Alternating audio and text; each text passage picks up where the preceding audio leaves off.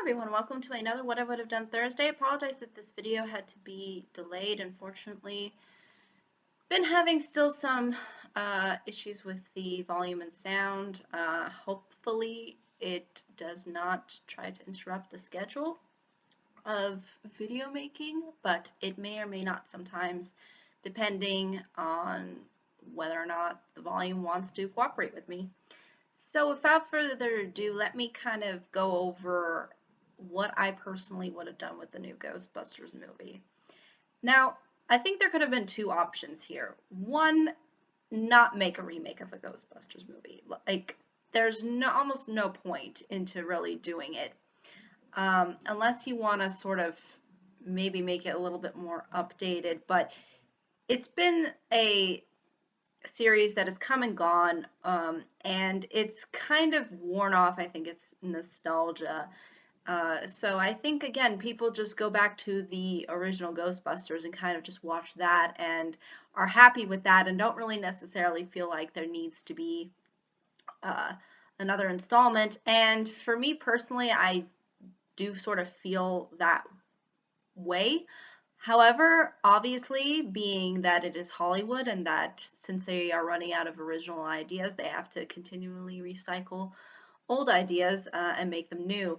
So, had I been given this as far as a director is concerned, or slash writer slash producer, whatnot, I think it's definitely safe to say that this one did need a lot of improvement. I mean, there is a laundry list of things that I think were really wrong with this movie. It's not to say it was as bad as I thought it was going to be, which is actually a surprise, but again, that's not saying much. That's like going from an F to a D. You still fail. You know, you don't really pass. Apparently, though, D's get degrees nowadays, so I guess you could say that that's true for American universities. But it still gets a D as far as I'm concerned. But the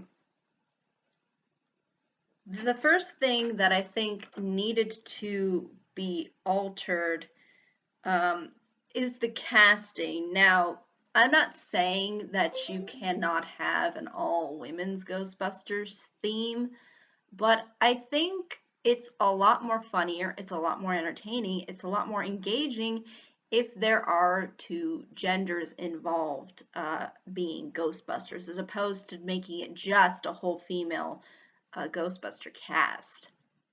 I think it just plays off people's, I think, perceptions well, because usually you're surrounded by people who are of the opposite gender of yourself. From the work environment to the home, you know, you are surrounded by people who don't have the same genitalia as you. So I think it would make sense to have a mixture of male and female within this kind of environment. And I think it would especially work considering the fact that the Ghostbusters are kind of like a work environment. So, or in a work environment. So again, I think having both genders represented would have made the movie, I think, a whole lot funnier, because you could have things that sort of both genders could relate to, and you know, you kind of see them interact with each other, and you see how they bounce off each other's ideas and things like that. And seeing it in a more, the genders more in a cooperative sense, I think would have been a whole lot more convincing and a whole lot more engaging, I think, from an audience's perspective, and I think would have led to a lot more genuine laughs, even though that's unfortunately a big problem within this movie, but we'll get to that. So that's the first thing, and I think they definitely could have picked some better female comedians. I personally don't care for some of the comedians that they chose for this. So again, I don't know. I think there could have been a variety of different options. I just think this cast needed definitely some working with it. And Also, the marketing of this film was definitely piss poor, as was highlighted by the number of dislikes that the initial trailer was really given. And yeah, the backlash was pretty heavy on that one. So I would have definitely made the marketing a lot less focused on the fact that the cast is female and more so just on, oh, look at how cool and interesting we're trying to make this whole setup with the Ghostbusters. But unfortunately, what the trailer does is it just cracks really bad jokes. And I guess you could say they don't even really crack jokes because the jokes aren't really there. Because even if they do crack jokes, though, they're not funny. So, I think again, downplaying the whole politicization of the movie, by playing the gender politics, which they do, they do within this film, and even the backlash sort of became about gender politics. And also, had they completely, just focused on what we're trying to bring that's new to the table. And again, I think having some female and male dynamics put together would have made this a whole lot more entertaining and interesting to watch. So again, I think that would have lended itself out to be a lot more engaging for me personally. And I think, trying to make little funny, goofy moments would have worked well to this film. But unfortunately, the trailer does not succeed in doing that. So that's kind of what I would have done as far as the marketing is concerned. And the plot is very recycled from the original Ghostbusters. They're pretty much all teachers slash scientists who get kicked out, and then they have to form the Ghostbusters. And, it's that same, kind of setup that they have going. And it's completely, just screams no originality whatsoever. And instead of making them teachers and people who are focused on the paranormal, because they kind of emphasize that within the beginning as well as within the first actual Ghostbusters movie as well. The original, meaning the 1980s version. But instead here, I think what they could have done is instead just make them kind of these average people who happen to have a paranormal experience. And that paranormal experience, like, really kind of, it really affects them personally. And maybe they experience it on multiple occasions. And they somehow get in contact with each other. And they decide to form the Ghostbusters. Or maybe they, if they want to tie it in with sort of the original Ghostbusters, what they could have done is they could have maybe found like some older news articles to where it showed like that the Ghostbusters were actually around at one point, but maybe their popularity and whatnot diminished. I believe that's even highlighted within the second Ghostbusters movie. Yeah, they did make a sequel in the 80s. So had they done that and just made it more so original for what they were going for, then I think it would have lended itself a whole lot better. Also, maybe even a new location. Instead of making it in New York, why not make it in LA or something, or Chicago or some other big metropolitan city? Why do you have to make it New York again? That I think was another thing that they could have done that would have brought maybe something that was a little bit more original to the table. And having just a bunch of people kind of coming together, who are from like different circles and offer, different personalities to the table, I think that could have made the film a lot more engaging. I thought that there was nothing that really stood out to me as far as the characters within this new Ghostbusters from all of the women that they picked. Like, there was really nothing distinct about them to where I could remember exactly. You know, they just kind of reminded me of just goofy, awkward women. That was it. That's pretty much it. And then a sassy lady, and that's you know, there's really nothing much else to these characters, unfortunately. So yeah, having tons of different people coming from different areas and perspectives and sort of coming together and forming the Ghostbusters, that would have been, I think, something that would have lended itself to being, again, a lot more original, a lot more dynamic, and a lot more interesting and engaging to watch, because unfortunately these characters that they kind of showcase within the new Ghostbusters movie, they sort of blend in with each other, so you really can't distinguish one person from the other. Almost I almost feel like they kind of just, they don't really stand out on their own, unfortunately. um, you just kind of know them from the personalities that they kind of play on their respective TV shows or their respective movies.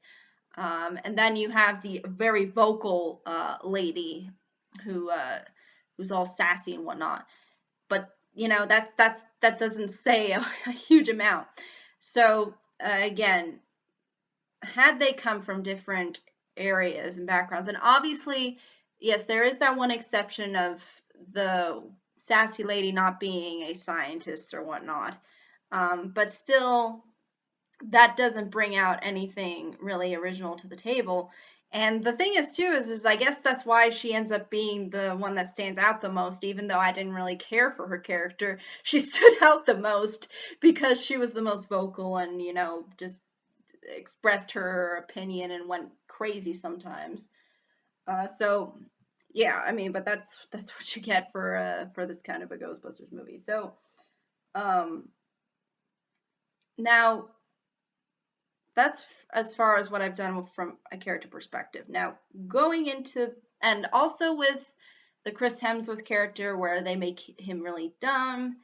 I think of going more with a uh, just a more lighthearted approach, I think would have been better. Maybe he could have been kind of quirky and maybe a little dorky or something, but you know, he has a good heart or something like that. I think that would have lended itself to being a little less insulting and a little less demeaning. So I think they could have gone with that angle if they wanted to. And um, you know, they could have had a guy be a secretary. I mean, I wouldn't mind that. I mean, in the same way I wouldn't mind if it was a woman who was playing a secretary. So, again, I think you could have played around with who was sort of the secretary of the Ghostbusters. But that's just my honest thoughts, though. As far as the jokes, there are a couple of chuckles here and there. There are moments where you go, haha, yeah.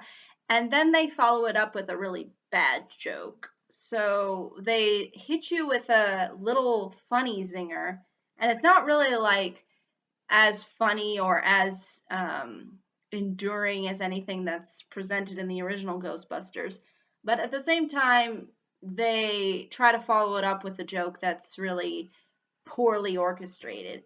So obviously, I would have tried to at least put in the chuckles without the extension of certain jokes and the overplaying of certain jokes and leading up to something that's not funny, you know, jokes. So again, there was always some little bits and hints of fun, but then that fun would get completely diminished once you start seeing the follow-ups to the jokes.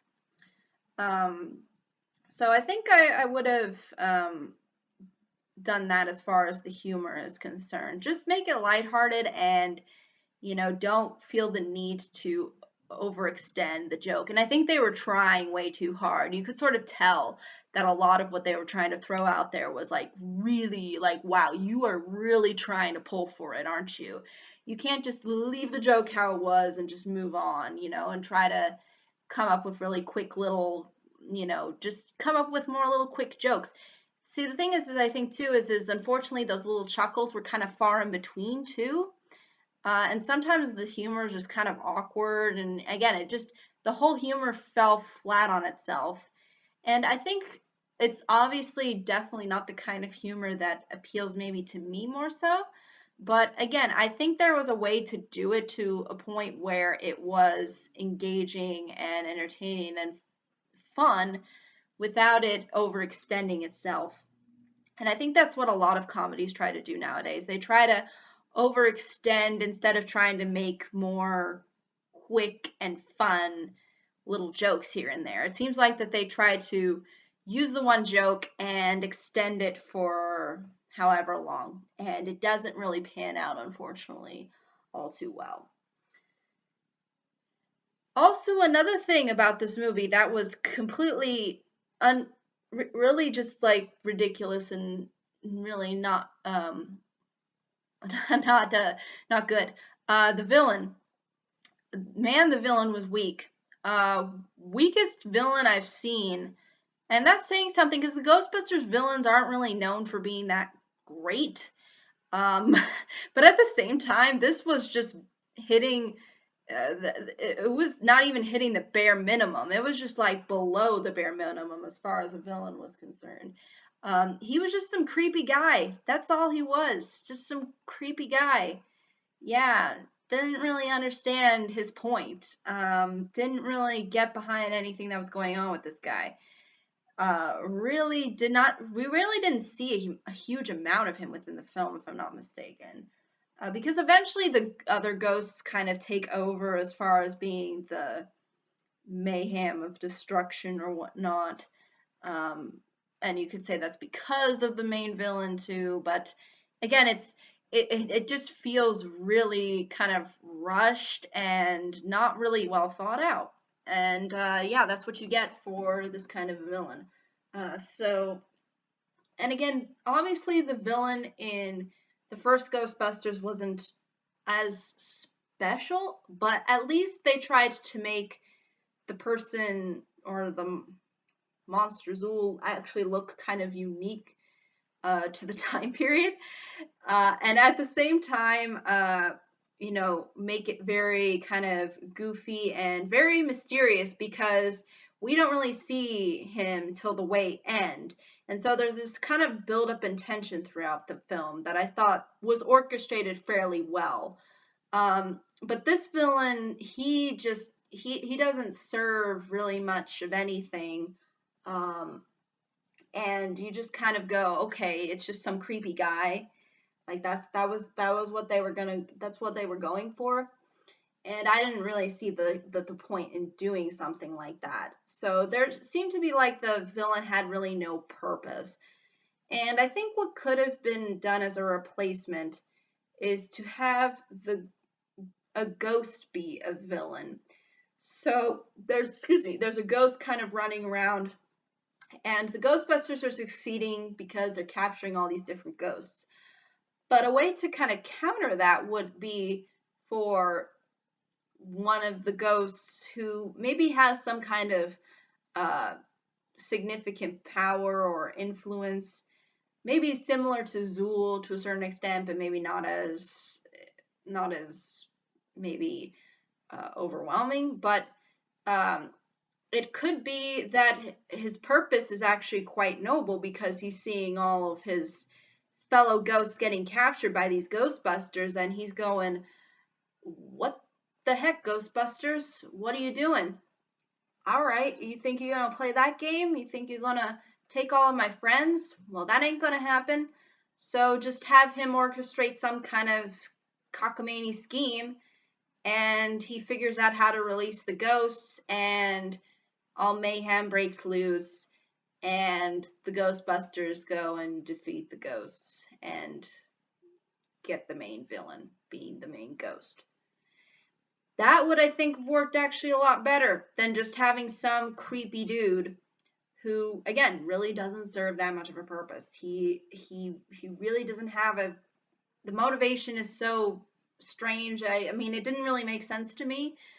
I didn't really understand it, and I thought that a lot of what they put into the villain wasn't really much. So, And finally, I think you can have, okay, I'm not saying that cameos don't work, but when you go and you kill Bill Murray off like that, and yes, spoiler alert, they kill off Bill Murray's character in this movie, and it kind of made me cringe when I watched it. I was like, wow, really? That's the bar you've set. And his death was falling from a 2-story building. Like, how can you die from that? It does not make any sense. So again, I think they just had him there to just axe him off. Really, all the other cameos except maybe 2 were all right. So again, I think the cameos could be cute if they're done properly and they don't, do stupid stuff like, again, just killing off Bill Murray for no good reason. Um, and, just making him some skeptic of ghosts, and it's so poorly thought out. It's just like, yeah, let's just throw this at the wall and that will be our movie. It's really unfortunate to see that happen. But again, had I been in charge, I think I just would have handled the cameos a little bit more appropriately. Don't get anybody killed for no good reason. Just have them maybe there witnessing the events. One of the main characters comes across one of them. Just simple stuff. Like, some of the cameos were simple like that. But then some, they just overstretched the mark, and I thought were, really just kind of dumb and not really, didn't really help the film all too much. And I heard that Bill Murray was blackmailed into doing that movie. So, yeah, that's not good. If that is true, that is not good. So, um, he maybe just wanted to have him be killed so he doesn't have to be in any more scenes. But yeah, just I just couldn't really believe that they would do that. But yeah, that was a little bit cringy. That was like, wow, for no reason, for no good reason. Um, so yeah, but that's what I personally would have done had I been in charge of this making this new Ghostbusters movie. Changes in humor, changes in character dynamics and setup, changes of plot so that it's not rehashed. Um, Obviously, making a villain a whole lot more interesting would have been, I think, a better option. But that's just my honest opinion and thoughts as to what I think I would have done personally. But I'd be more than happy to hear what anybody else has to say, and if they think that they could figure out what they would have done if they were in charge. But I think that's really ultimately all I can say for this video. Thank you so much for watching. I hope you all have a pleasant day, week, month, and year, excuse me. And I hope to see you all in the next video. Take care. Bye-bye.